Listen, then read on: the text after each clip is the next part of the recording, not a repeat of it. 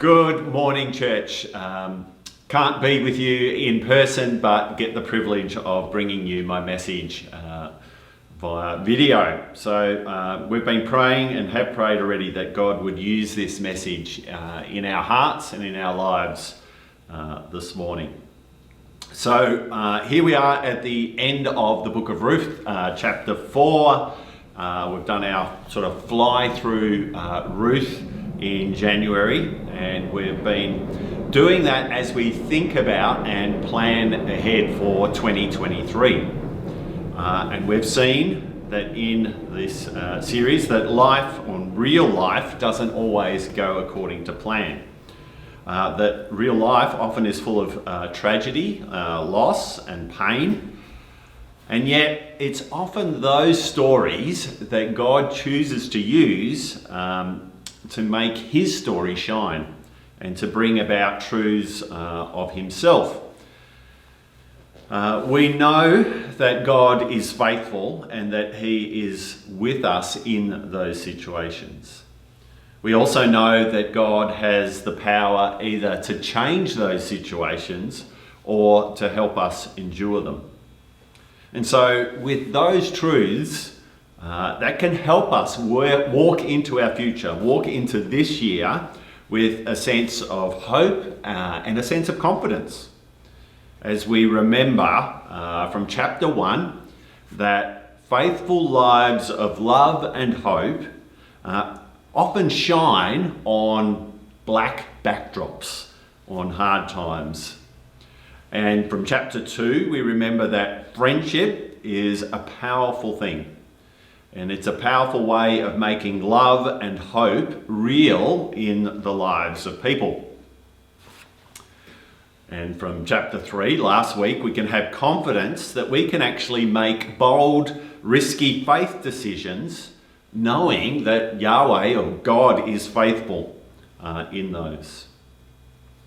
And today we're going to look at chapter 4 and talk about sort of family transformation and how that is part of God's overall saving plan. Because this story of Ruth is basically a story about a changed family. And this story has been told probably for, 3,000-4,000 years. And it's a beautiful story and it's beautifully crafted. And we've learnt a lot from it. So as we head into 2023, what are your family stories? And how well do you tell them? Is God's story woven together in your stories? Have a think about what stories you might tell this year about God's faithfulness to you and your family through your lives. So this morning, as we look at chapter 4, last week we were left on the edge of our seats, so to speak, because we were introduced to the fact that there was another kinsman redeemer that was closer to Ruth and Naomi than Boaz was. And we were left thinking, what's going to happen? What's Boaz going to do in this situation? Boaz is the ever-faithful Israelite who knows the law really well, but also knows people really well. And in this story, he continues to shine as his faith is lived out skillfully and obediently as he makes plans to deal with this other kinsman redeemer.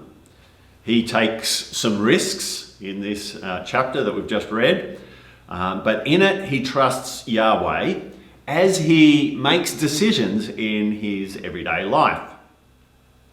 He finds the guy that's closer than he, and he brings that guy to meet with the town elders. And that was the gathering where these sorts of things are sorted out and agreed to.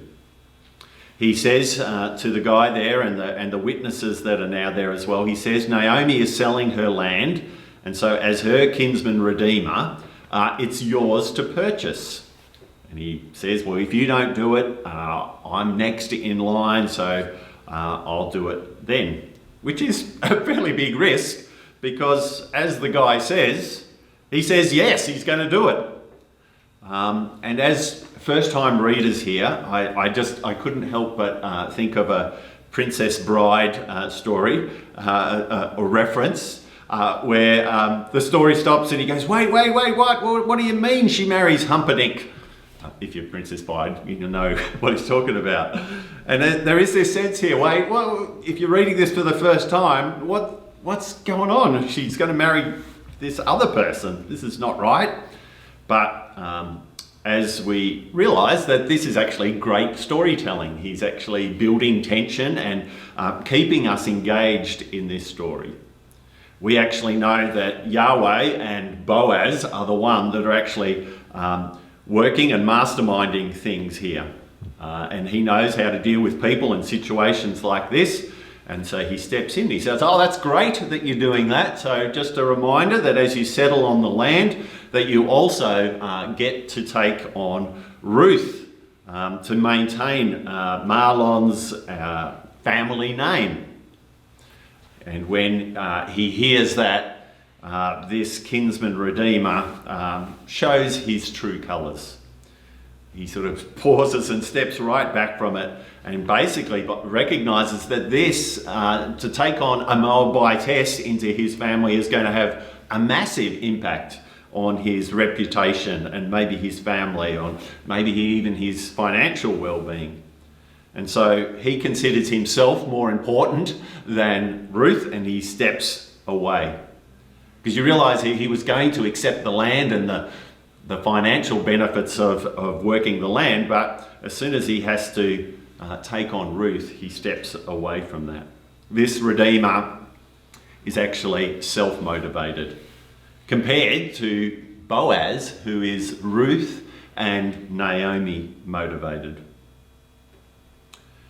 So as we plan for our year, as we think about things that might come across or that we might be planning for this year, can I ask us to examine our motives? In the everyday sort of stuff of life, whether that be with our finances or the way we spend our time or the people we have in our homes, that we would examine our motives and see if our motives are driven by love and hope. The love and hope that God has shown us. Because I see, like Boaz, he is motivated by love for Yahweh. He trusts and obeys him in that everydayness of life. But because he loves God, he also loves people. And he shows that in bringing hope and love to people who may not normally have received it.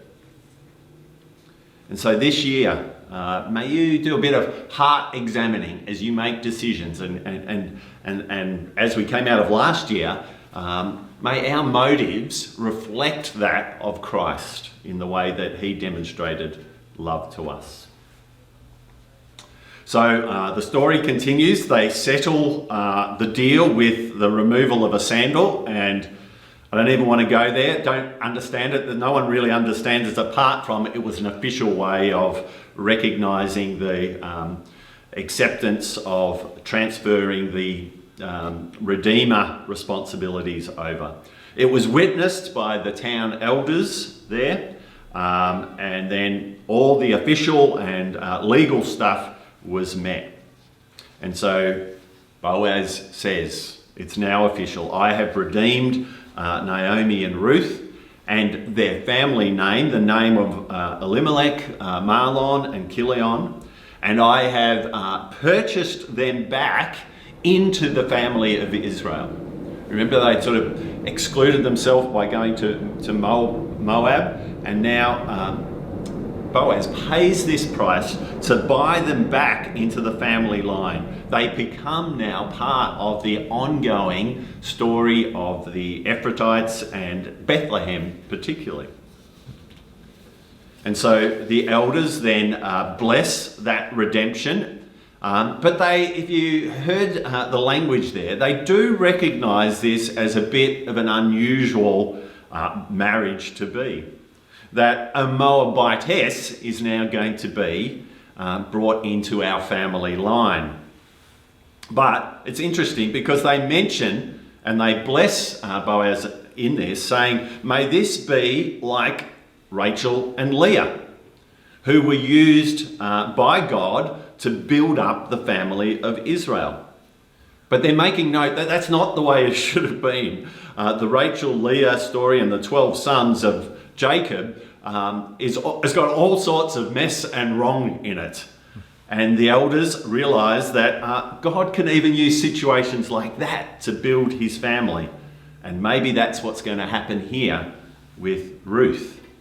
God's plans can often be a bit sort of out of left field, almost a little bit quirky at times. They even go as far as saying, may this be even a little bit like Tamar's story, which is, if you read in Genesis 38, this is another very salacious story full of all sorts of sin and wrong.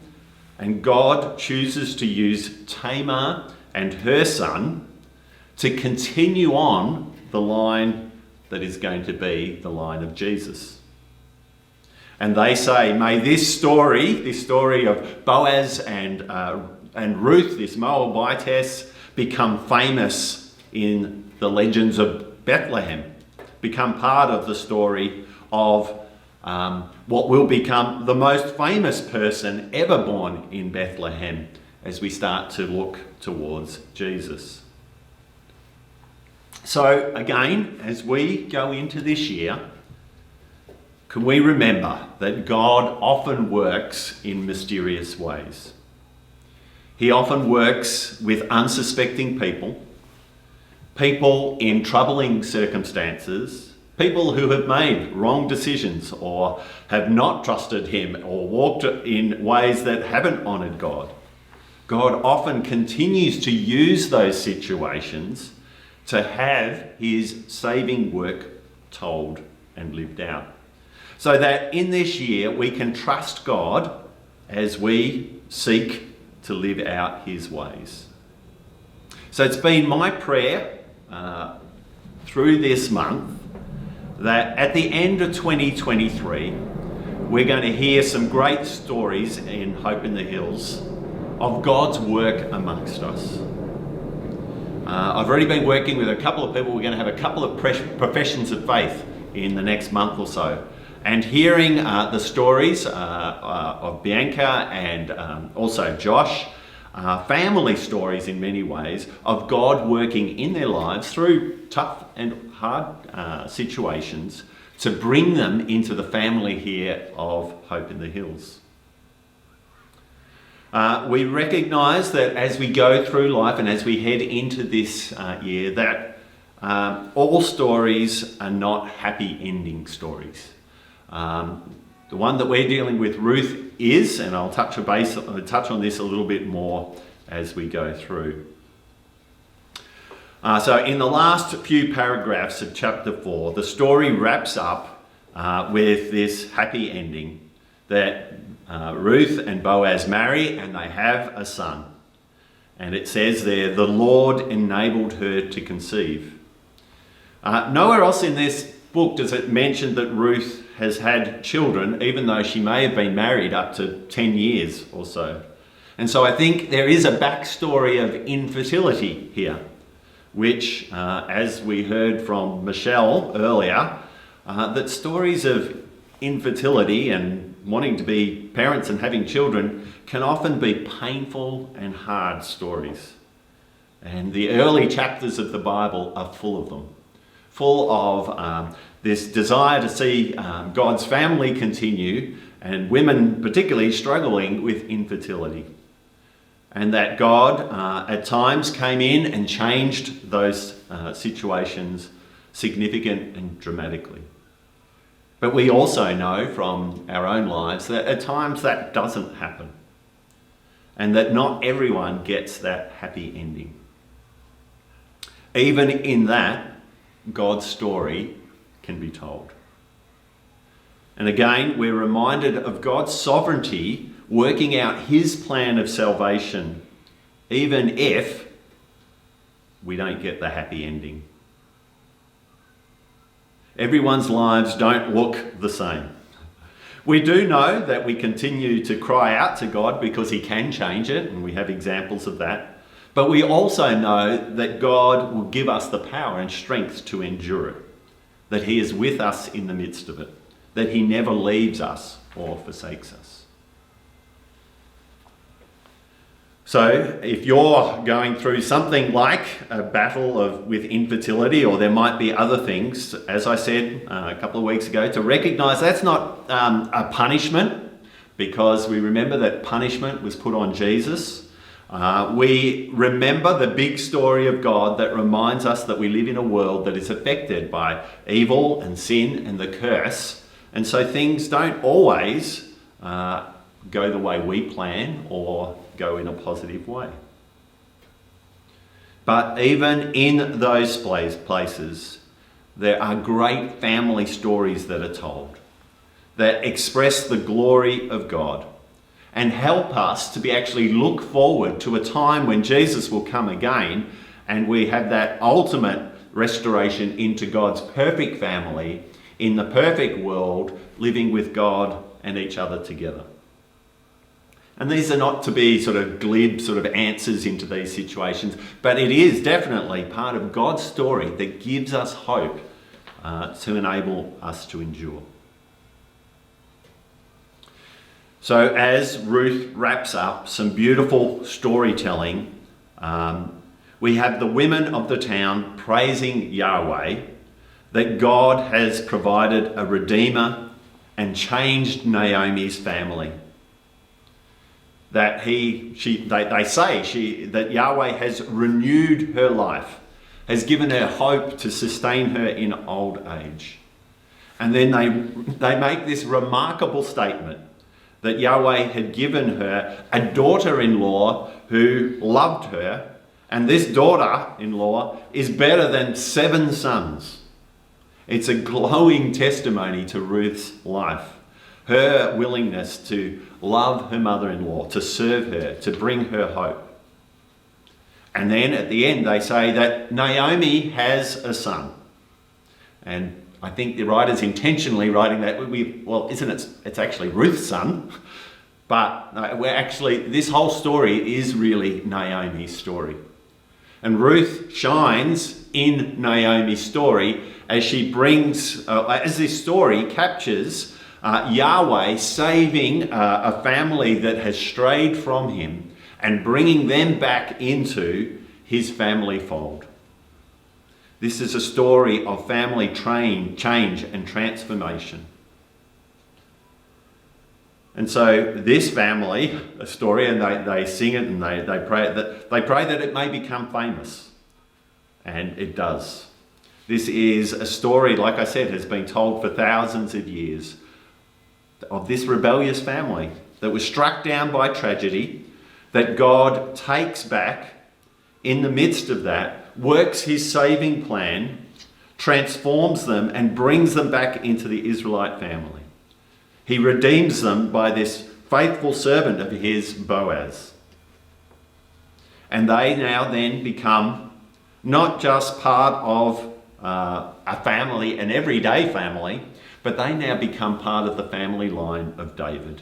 As the end of this book finishes off with a genealogy, that Obed is, which is their son, is the father of Jesse, who is then the father of David. And straight away we know, this is King David's line. And then Matthew, when we go to the New Testament, reminds us too of this story, as he captures this story in his genealogy of Jesus, because both Ruth and Tamar are mentioned in the genealogy of the line of the ultimate Saviour King, the ultimate Redeemer, Jesus. So just as Boaz has paid the price, because that's what redeem means, to pay the price to bring back, as he pays the cost of bringing this family into the family of Israel, we're reminded of the price that Jesus paid for us. That Jesus, who was the most famous person born in Bethlehem, who lived a perfectly faithful and honouring life to his Father, who lived the life, as I always say, that we couldn't live. He then pays the price of our sin, of our brokenness, of our rebellion. He says that he breaks the curse. He suffers or pays the price of death and separation from God. And he brings us back into the family. He says, anyone who would believe this into the family, from any nation, from any place, from any situation, into a place where we can be called the children of God. We can call the creator of the universe our dad, our loving Father, to know that he is with us, caring for us, preparing a place for us in the new heaven and the new earth, where one day we will be the perfect family, united with all nations and all people on a new earth. So this year, who might you need to tell your story to? Who might God be asking you to help invite them into this family, into this church family or the family of God? I thought too, as I've been reflecting on Ruth, is your life story being told by others? Because that's what starts to happen here. Ruth's story starts to get told by others. Is your life a story that others may tell to reflect the faithfulness of God?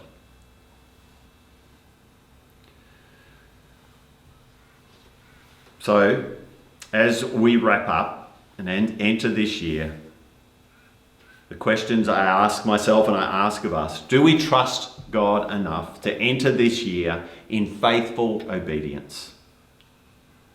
Might we trust him in a story of infertility? May we trust him if a tragic loss of a child occurs, or the horrific loss of a mother, or if a parent's end of life care doesn't go according to plan and leaves scars in our lives. Can we trust him? Well, we've heard this month that we can. We've heard from Inga and from Inika and Theo and Anamika and this morning Michelle, of people who have gone through these things and have trusted Yahweh and seen his faithfulness in that. We've seen people be encompassed and protected and provided for in the family of God. So as a church family, we can go into this year trusting this is the God we have. And we can look forward to the faithful, also to the stories that will be written this year. Maybe a sense of hope in the midst of adversity. Stories of faithful friendship. Stories of people making risky faith decisions this year. Of stories of families being changed. Maybe you can even start to think about telling your story about how you became part of the family of God. How did you come to experience the love and hope of a saving, redeeming God? Because Ruth's story is a love story, but it's God's love story for his family and for his people. And again today, he invites us to be part of it. To be part of his big love story that is still being acted out in this world today. His desire to see people return to him and join his family. To know that Jesus paid the price. To know that the Holy Spirit is working in us through his fruit and gifts. So that this story of God's saving, redeeming work can continue through our lives. Amen.